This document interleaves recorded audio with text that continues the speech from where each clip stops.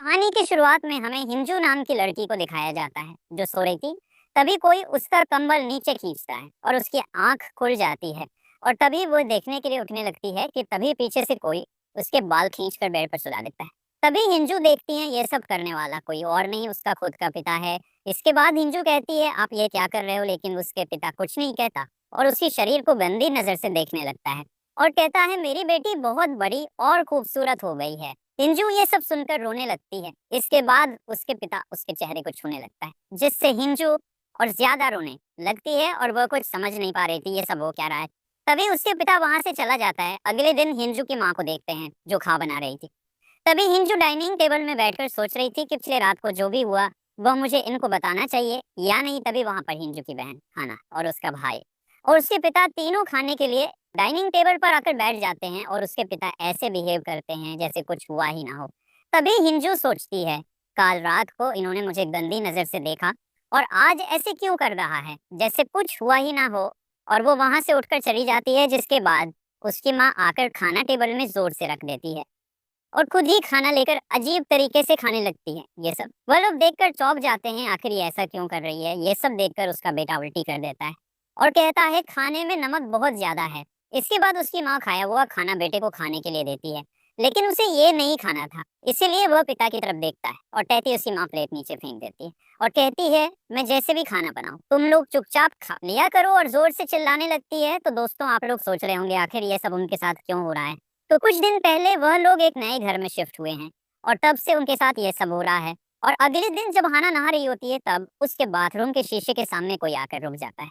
जब वह शीशा साफ करके देखती है हिंजू को देखकर डर जाती है। उसके बाद हिंजू हाना को अपने कमरे में लेकर आती है और अपने पिता के बारे में सब कुछ बता देती है, जिसे सुनकर हाना सोच में पड़ जाती है कि आखिर उसके पिता ऐसा कैसे कर सकते हैं।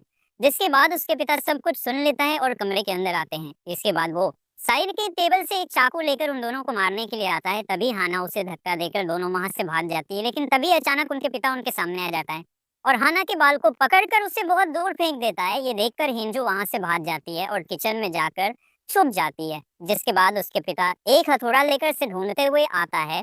तभी वहां हाना को भी होश आ जाता है और अपने बहन को ढूंढने लगती है और पीछे घूम कर देखती है तो उसके पिता हथौड़े लेकर खड़ा होते हैं। तभी वह हथौड़ा उसके सर पर मरता है, जिसे देखकर हाना नीचे बैठ जाती है। उसके बाद हिंजू उसके पिता के सर में लकड़ी से मारती है, लेकिन उसे कुछ नहीं होता, बल्कि वो और गुस्से में हिंजू के मुंह पर हथौड़ा मारता है, जिससे दरवाजा टूट जाता है। तभी उनके पिता नीचे से ऊपर आते हैं। उसे देखकर बहरूपिया हथौड़ा फेंककर एक कमरे में चला जाता है। इसके बाद दोनों लड़की उनके पिता को देखकर डर रही थी। जिसके बाद उनके पिता वो एक छेद को देखकर पूछते हैं कि तुम दोनों यहाँ पर झगड़ा कर रही हो। तभी वहां पर उनका भाई आता है।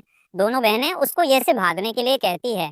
उसके बाद उसकी माँ हथौड़ा लेकर उनके पिता के ऊपर हमला करती है।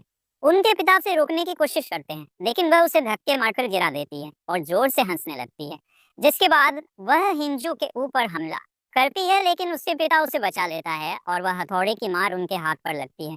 इसके बाद वो पांच के ऊपर पैर रखकर एक कमरे के अंदर चली जाती है और तभी नीचे से उसकी माँ आवाज देते हुए ऊपर आती है और पूछती है ये सब क्या हो रहा है। उन्हें देखकर सब लोग हैरान हो जाते हैं और उनके पिता कमरे के अंदर देखता जहाँ वो औरत अंदर गई थी, लेकिन वह उन्हें अंदर कोई नहीं दिखता। इसके बाद अगले दिन उनके पिता उसके भाई को कॉल करता है, जो कि चर्च का फादर है। पिंजू की माँ उनके पिता की हरकतों की वजह से घर छोड़कर जाने लगती है। तभी वहां पर वो फादर आ जाते हैं। फिर वो लोग बैठकर उसे सब कुछ बताते हैं और फादर कहता है कि आज हम सब एक साथ सोएंगे। इसके बाद रात को जब सब सो रहे थे तब उस लड़की को पेशाब आता है और वह अकेले ही पेशाब करने के लिए जाता है।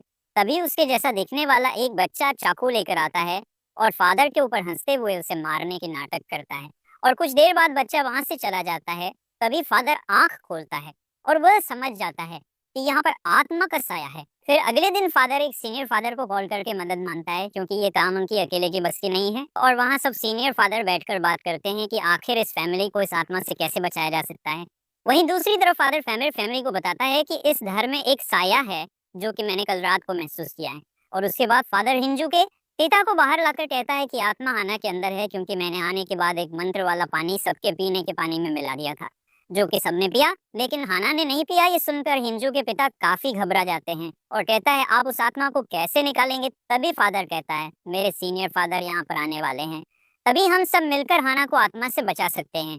फिर अगले दिन सीनियर फादर आते हैं, उन्हें लेने के लिए हिंजू के पिता के भाई जाते हैं। जब फादर उन्हें लेकर आ रहे थे, रास्ते में कुछ कौवे उनके गाड़ी पर हमला करते हैं, जिसके बाद उनके गाड़ी का ब्रेक फेल होने की वजह से गाड़ी का एक्सीडेंट हो जाता है और वहां घर में हाना के पिता उसको बेड पर बांध रहा था।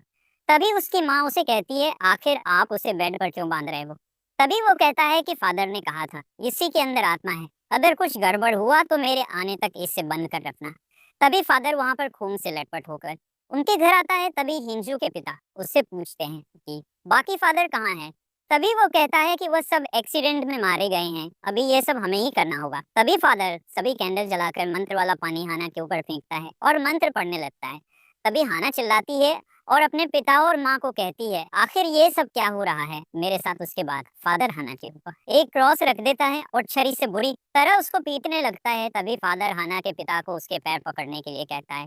इसके बाद वह छरी से उसे बहुत बुरी तरह पीट रहा था। उसके बाद हम देखते हैं वहाँ एक्सीडेंट हुए गाड़ी के पास पुलिस वाले पहुंचते हैं और गाड़ी में बैठे लोगों को निकलते हैं, और साइड में हम देखते हैं हिंजू के पिता के भाई भी वहीं पर बेहोश पड़ा था। इसका मतलब जो घर में फादर बंद कर गया है खुद आत्मा है, जो कि हाना को बहुत बुरी तरह पीट रहा था।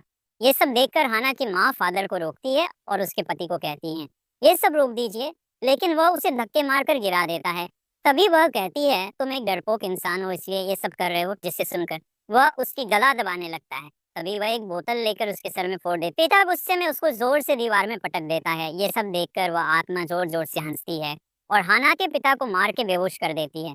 और जब वह उसको जान से मारने वाला होता है, तभी वहां पर असली फादर आ जाते हैं और कुछ मंत्र पढ़ने लगता है, जिसकी वजह से वह आत्मा वहां से चली जाती है। तभी वहां हाना स्टोर रूम की तरफ जाती है, अपने पापा को देखकर कहती है कि आपने मुझे इतनी बुरी तरह पिटने क्यों दिया? तभी फादर साइड से एक मिरर उसे दिखा देता है, जिसकी वजह से हाना के अंदर से आत्मा बाहर आ जाती है और फादर वह आत्मा अपने अंदर ले देता है और अपने भाई को उसे मारने के लिए कहता है। और तभी उसका भाई टूटा हुआ क्रॉस उसके सीने में घुसाकर आर पार कर देता है, जिसकी वजह से फादर और वह आत्मा दोनों ही खत्म हो जाते हैं। और इसी के साथ ये कहानी यहीं पर खत्म होती है।